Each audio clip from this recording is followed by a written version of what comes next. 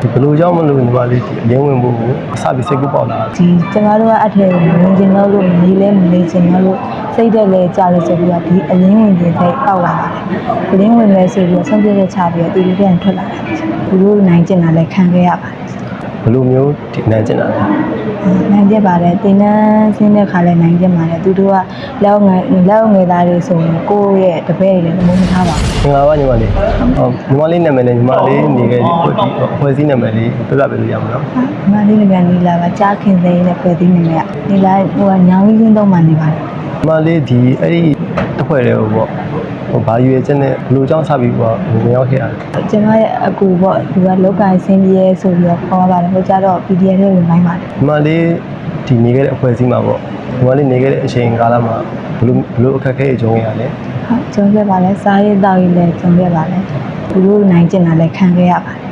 ဘယ်လိုမျိုးဒီနိုင်ကျင်တာလဲ နိုင်ကျင်ပါတယ်တင်တန်းဆင်းတဲ့ခါလည်းနိုင်ကျင်ပါတယ်သူတို့ကလောက်ငယ်သားတွေဆိုရင်ကိုယ့်ရဲ့တပည့်တွေလည်းမုန်းမထားပါဘူးသူတို့ရဲ့အာသမီလည်းသဘောမထားပါဘူးသူတို့လက်အောက်ငယ်သားတွေဆိုပြီးတော့ပို့ပြီးတော့နိုင်ကျင်ပါတယ် ဒီညီမနေခဲ့တဲ့အဖွဲ့အစည်းမှာပေါ့နော်ဒီအမျိုးသားနဲ့အမျိုးသမီးကိုဒီခွဲခြားပြီးဆက်ဆံတာမျိုးရှိလား ရှိပါတယ် အမျိုးသမီးတွေကိုဘယ်လိုမျိုးဆက်ဆံတာပါလဲ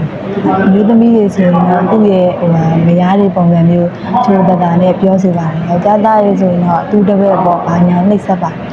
နောက်မှပြောပါတယ် ဒီဘယ်လိုကြောင့်မလို့ညီမလေးဒီအလင်းဝင်ဖို့ကိုအပြီးစိတ်ကူးပေါက်လာတယ် ဟုတ်ဒီကျမတို့ကအထက်ဝင်ကျင်တော့လို့နေလဲမနေချင်တော့လို့စိတ်တက်လဲကြာလို့ဆိုပြီးတော့ဒီအလင်းဝင်ခြင်းစိတ်ပေါက်လာပါတယ်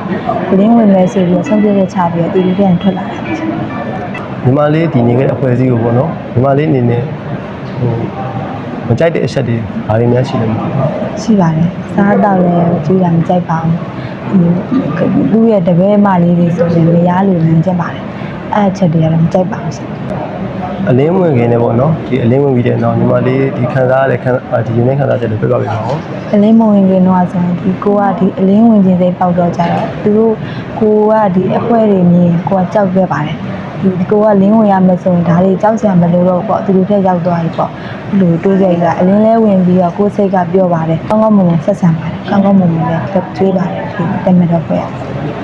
ဒီတက်မတော်တွေအလင်းဝင်ပြီပေါ့နော်ဒီသူတို့ဘက်ကဒီညီမလေးတို့တက်မတော်တွေအလင်းဝင်လို့ရှိရင်